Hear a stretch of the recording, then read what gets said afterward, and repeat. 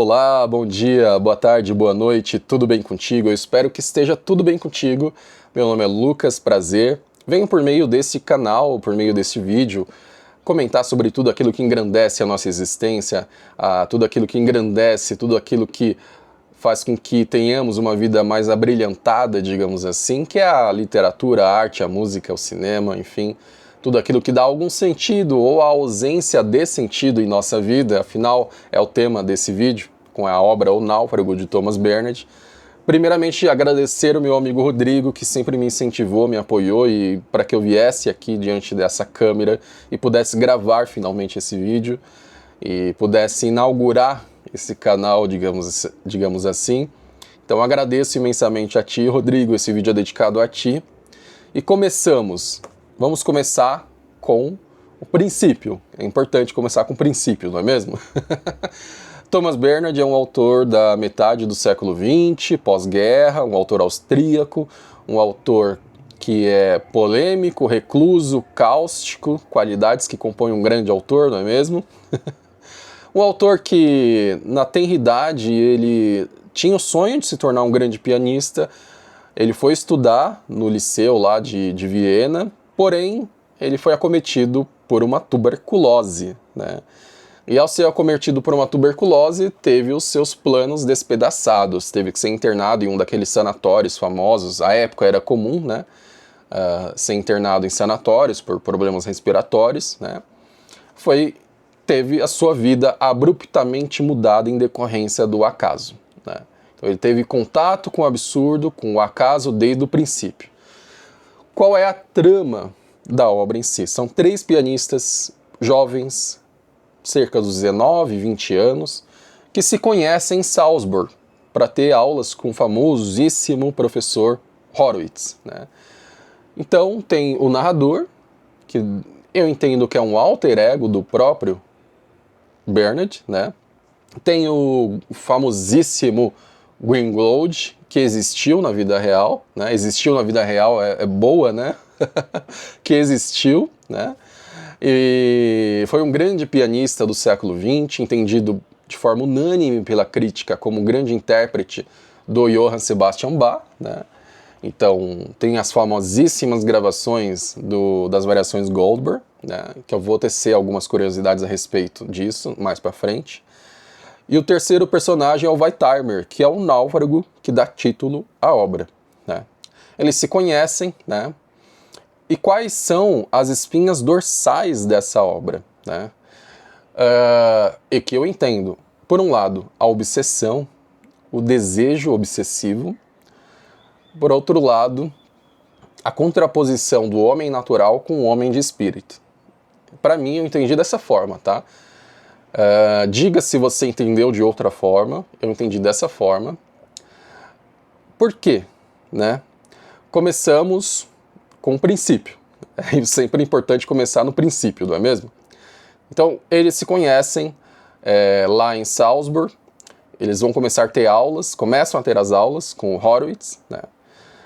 E já logo no início, o Greenwald, ele começa a tocar a área das variações Goldberg. E o Wertheimer tá atrasado para a aula e tal, e tá chegando no corredor da sala e tal. E ele ouve alguém, logo nas primeiras aulas, tocando a área das variações Goldberg. Ele fica extasiado, ele fica petrificado diante dessa constatação. Alguém da idade dele tocando as variações Goldberg, e pior do que isso, para a concepção dele, alguém tocando daquela forma perfeita, aquela forma sublime, aquela forma praticamente inumana, aquela forma que talvez nenhum humano conseguisse alcançar aquela perfeição. Então, são 3 jovens com grandes sonhos, grandes expectativas, grandes anseios e desejos de alcançar o mundo, de conquistar o mundo, de se tornarem grandes pianistas mundialmente reconhecidos, sublimes na arte que escolheram para a vida.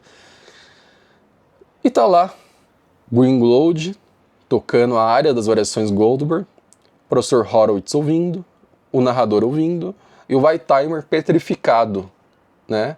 Aí ele chega na porta, o professor pede para que ele se sente, né? Ele não se senta e só vai se sentar quando é findada a execução daquela área. E dá a entender aqui na obra, né?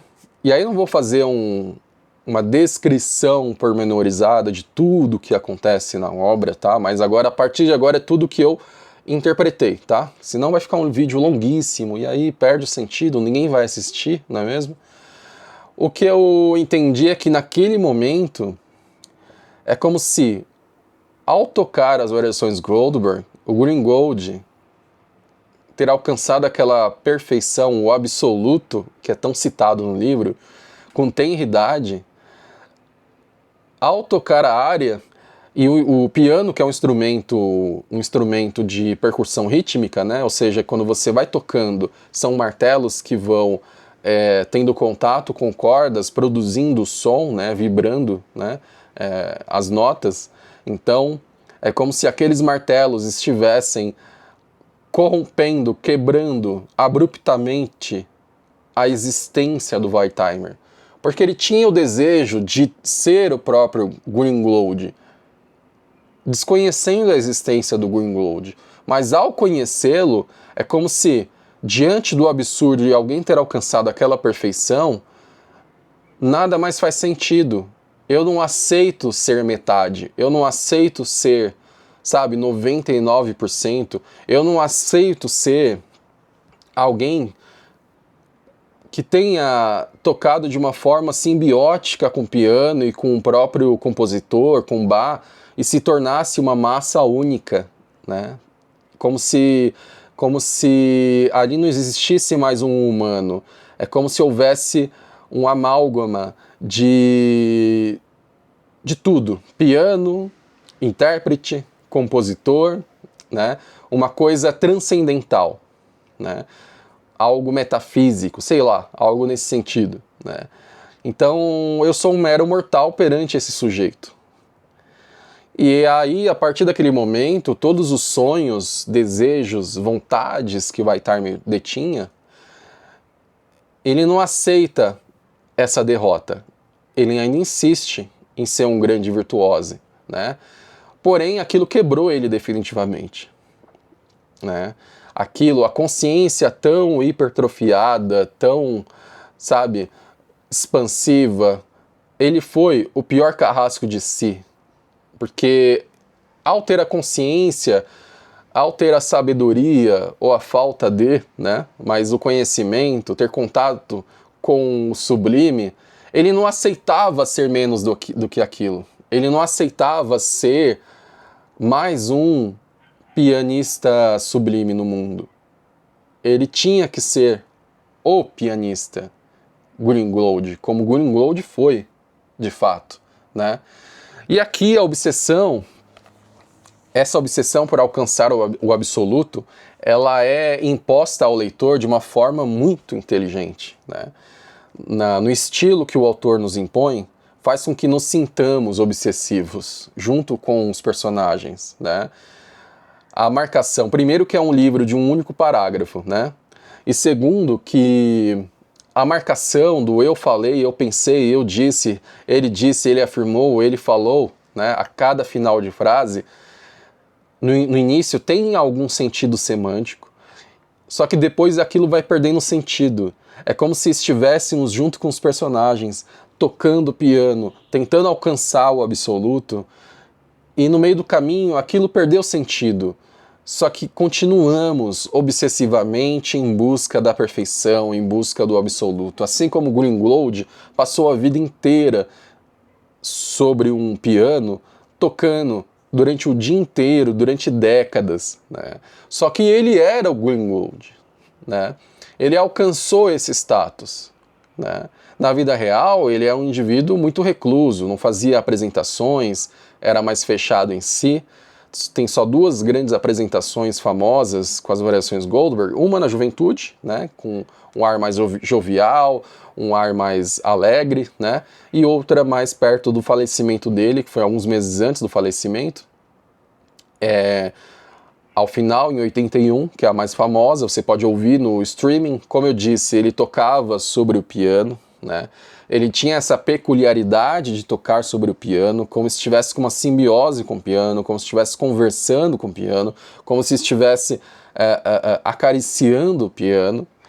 E ao mesmo tempo ele vocalizava junto com a música. É uma peculiaridade dele, né? Se você tiver fones potentes, digamos assim, você vai ouvir, e é interessante, coloca as gravações de Goldberg de 81, você vai ouvir o Greenlow vocalizando enquanto toca as variações Goldberg, enquanto executa as variações Goldberg, né? Então é muito interessante a forma como ele se porta perante o instrumento que ele escolheu para a vida dele, né? Tô suando aqui, ó. É um vídeo teste, tá? Então tá sendo de forma bastante amadora, digamos assim. Então temos essa obsessão. Weitheimer, ele não desiste dessa obsessão dele, porém, perante alguém que alcançou o absoluto, ele se depara com a impotência de alcançar aquilo que ele deseja. Ele é incapaz, ele sabe que não é capaz de alcançar aquilo. E perante o absurdo, perante a impotência de não alcançar o desejo, eu posso trazer dois mitos aqui da Grécia, né? Tenho a questão do Tântalo, né? O mito de Tântalo. Tântalo foi aquele que foi punido pelos deuses. Eu não lembro por que ele foi punido, mas ele foi punido pelos deuses. E na sua punição, ele ficou em torno de água e frutas, né? Delícias, digamos assim. Só que ele era incapaz de beber aquela água, incapaz de comer aquelas frutas. Esse era a sua chaga, era o seu castigo, né? Então ele tinha ciência que aquilo existia, que aquilo era possível, às vezes até para meros mortais, porém para ele era impossível alcançar aquilo, né? Então a consciência de que aquilo existe, mas de que não é acessível a ti, para uma consciência hipertrofiada, digamos assim, isso é devastador. Tem um outro mito do Ícaro, né, que o seu pai produziu asas de cera, né, e o advertiu, falou, olha, não voe tão alto para que as asas não derretam e você não morra, e não voe muito baixo para que a umidade do oceano não contamine as suas asas e você não fique pesado e acabe se afogando, né, sem conseguir voar.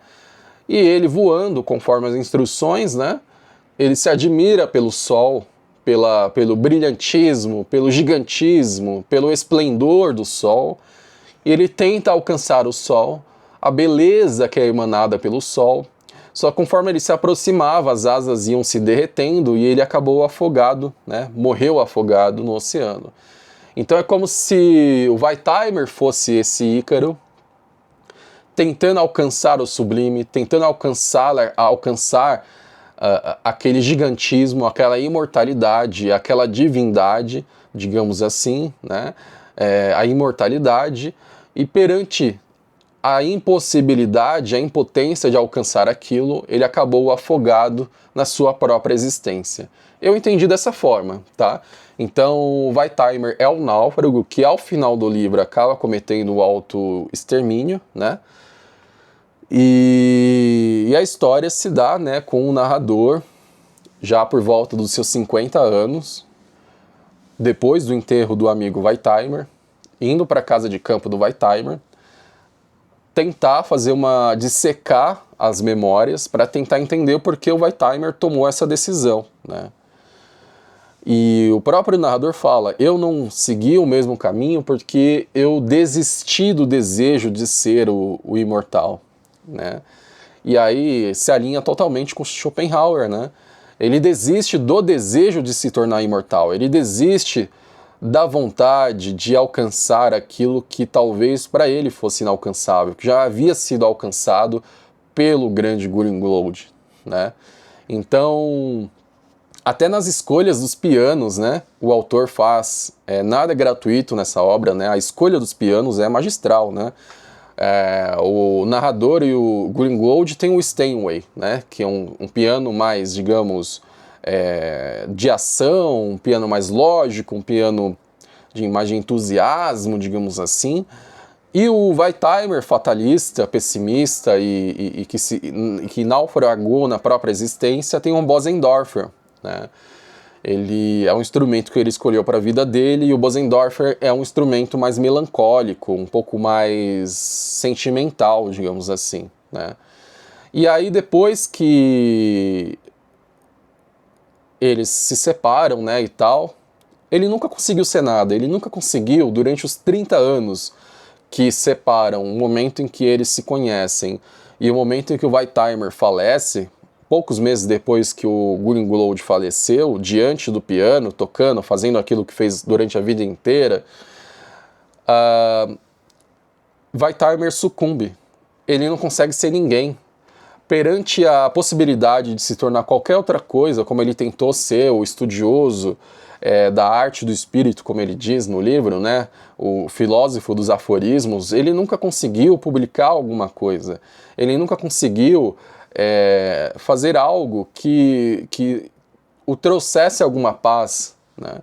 Que fizesse com que ele tivesse se embebido de algum sentido na vida, né? Porque ele nunca conseguiu largar o desejo de se tornar o imortal que o Greenwald se tornou. Esse foi a grande chaga, esse foi o grande fardo, esse foi o grande peso que o Wertheimer carregou durante a vida inteira, né? Então, essa é a ordem dos fatores, né? E durante uma vida inteira de sofrimento, porque o Wertheimer passa a vida inteira, depois que ele desiste do piano, e nem é de forma autêntica, né? Ele só desiste porque o narrador desistiu do piano, e aí ele toma a decisão de desistir do piano, mas ele não tem uma autenticidade durante a vida, ele não tem algo que ele próprio conseguisse desenvolver. Ele sempre se auto-sabotou, ele nunca teve iniciativa de tocar as orações Goldberg quando tinha seus 20 anos, como Greenwald foi. Então Greenwald foi o arquétipo do cara de ação. O Steinway, o piano Steinway denota isso, né? Ele não precisou perguntar, ele não precisou que alguém o fizesse ter vontade de fazer, ele simplesmente chegou lá e tocou e pronto. Ele era o Greenwald. Ele não precisava que as pessoas o reconhecessem. E o Wertheimer não. O Wertheimer, sabe, ele tinha uma alma mais sentimental, uma alma um tanto mais pesarosa, que precisava da aprovação dos outros. Ele hesitava muito, né? Então, quando se hesita muito, acaba perdendo a oportunidade de ação, né? Ele passou a vida inteira hesitando, passou a vida inteira não executando aquilo que ele tinha como desejo. Se eu não posso ser o absoluto, então não posso ser mais nada, tá? E para não ficar muito longo esse vídeo, tem a contraposição entre o homem de espírito e o homem natural, né? Ao final e ao cabo, quando Wertheimer se suicida, nada daquele sofrimento que ele teve durante a vida toda, todas aquelas questões, nada daquilo teve sentido no final das contas. Ele foi enterrado de madrugada, só tinha 3 pessoas, não tinha flores, não tinha discurso. Ele, como judeu, foi enterrado ao lado do lixo, de um cemitério cristão. Isso só denota a mensagem que o autor quer produzir, é que a natureza é indiferente à nossa existência. Aí eu faço a contraposição, o homem natural e o homem de espírito. Todas esse sofrimento, essa dor, essa angústia, tudo isso não faz sentido algum para a natureza. E tudo isso perderá valor quando estivermos no jazigo, né? Então, ele faz lá a alegoria, né, dos autores, os grandes filósofos que estão presos na estante, em celas, algumas celas mais confortáveis, outras menos confortáveis, né? Mas que foram pessoas que que propuseram, né, que, enfim, tiveram as suas teses, né, que postularam as suas teses filosóficas, Kant, Hegel, Schopenhauer, Spinoza, os estoicos, Aristóteles, Platão, Sócrates, né, Nietzsche, enfim, grandes pensadores da humanidade, porém todos postos nas estantes à revelia da sua vontade, digamos assim. Porque eles passaram a vida inteira postulando sobre existência, sobre ética, sobre justiça, sobre alma, sobre o cosmos, sobre tudo, né? E ao final eles são ignorados pela grande maioria das pessoas. E mais do que isso, são totalmente inócuos perante o universo. O universo está nem aí para o que eles postularam. Tá nem aí para as angústias e as questões que eles tiveram, dissecaram e gastaram a vida toda para poder compor uma grande obra, publicar e tudo mais. Então, ao final e ao cabo, eles foram endeusados como entidades imortais, né, umas divindades da humanidade, postas em suas celas, nas estantes das bibliotecas, empoeiradas, né, e raramente são consultados, e tudo aquilo é antinatural, tudo aquilo como que eu posso dizer, não condiz com a natureza, com o cosmos, com o mundo real, o mundo físico, né? São projeções que nós vamos criando em nossas mentes, né? E aí, eu não sei se eu já estou viajando na maionese, né? Mas a natureza é indiferente ao pensamento humano. Mais ou menos essa ideia. Se tornar imortal ou não, isso é indiferente para a realidade, para o universo, né? Passar com uma vida toda com angústia, com sofrimento, com qualquer coisa que seja, isso é indiferente quando a gente padecer e formos enterrados e não tivermos mais por aqui na nossa existência curta, terrena, por esse planeta. Então, Wertheimer passou uma vida inteira sem viver a vida de fato, porque sofreu durante a vida inteira por causa da angústia do desejo. E ao final acabou não vivendo a vida, ao final não alcançou o seu desejo, e ao final nada daquilo teve importância alguma. Entende? O próprio narrador fala que eu não sucumbi porque eu não me levei a sério. Wertheimer se levou a sério. Entende? Então, eu acho que é isso. Não tenho mais muito o que comentar a respeito. Já falei do Greengold. Uma anedota, né? As variações Goldberg, elas existem, mas aí não é algo respaldado por documentação histórica. É uma anedota contada pelos biógrafos do Bach, né? Que as variações Goldberg foram criadas porque um determinado conde tinha insônia durante as madrugadas, né? E para que não ficasse em branco essas madrugadas, ele pediu para que o Bach compusesse alguma obra para que o seu pianista Goldberg pudesse tocá-las e entretê-lo durante essas madrugadas, né? Mas aí não tem uma documentação histórica, tá? E o Johann Sebastian Bach, o Bach é riacho, né? Eu lembrei agora, falando das variações Goldberg, que em dado momento, uma outra anedota musical, né?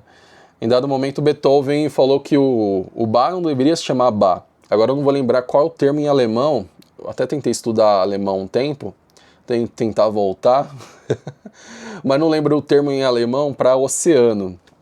Mas o Beethoven falou que ele deveria se chamar Johann Sebastian Oceano, porque o Bach não era um riacho, o Bach era um oceano, né? Então eu vou ficar por aqui com 25 minutos de vídeo, não me delongar muito. Agradeço caso você tenha ficado até aqui. Então temos a obsessão, a espiral obsessiva, a estilística dessa obra que é excepcional. O autor nos impõe essa obsessão para que a gente se incorpore nos próprios personagens, né? Tem a questão da discussão da arte, que eu nem entrei aqui, não vou entrar, porque senão vai ficar um vídeo de 1 hora. Tem a questão da obsessão, do desejo, ao homem natural versus o homem de espírito, que em alemão tem um outro termo para isso, não vou lembrar agora, mas é o homem de espírito, né? E que no final das contas, como um niilista, ele entendia que nada disso tinha sentido ao final de tudo isso, né? Então, Grindelwald se tornou imortal, né?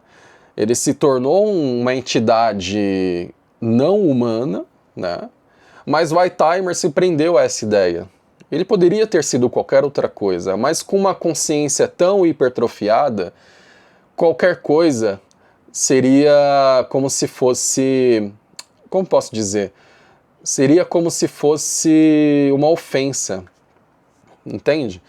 Se eu não posso ser o absoluto, se eu não posso ser o melhor naquilo que eu me proponho a fazer, se eu não posso me tornar um imortal, qualquer coisa que não seja isso é uma ofensa, sabe? Eu não aceito ser medíocre, né? E ele quase se tornou isso. Se ele não tivesse trombado o Grindelwald naquele ano, pudesse encontrar o Grindelwald anos posteriores, com ele também já se formado como pianista. Mas não, ele encontrou naquela idade e aquilo o quebrou definitivamente. E ele não aceitava ser um quase, ele não aceitava ser 99%, ele não aceitava ser o vice, ele não aceitava ser algo que não fosse a imortalidade, o absoluto que o Grindelwald alcançou. Então, diante do quase, porque ele quase se tornou um, né? Talvez ele tivesse se tornado um cara mais foda do que o Grindelwald, se não tivesse encontrado o Grindelwald ali. Pode ser. Mas aquele encontro o aniquilou definitivamente pelo resto da vida. Entende? Então é isso. O quase é uma dor pior do que o nada. O quase, você vislumbra a possibilidade. E o quase é o Tântalo. O quase é o Ícaros. Entende? Isso é maluco para a mente humana. O ser humano não foi feito para trabalhar com quase. E ele fica nessa espiral obsessiva e destrutiva. E o final é trágico, ele opta pelo autoextermínio. E a mensagem é que a vida dele foi desperdiçada, sem sentido, e nada daquilo havia sentido, nada daquilo era importante, porque para o universo, para a realidade, para o cosmos, não tinha sentido, ele não era importante. E é isso. Abraços, ótimas leituras e até mais.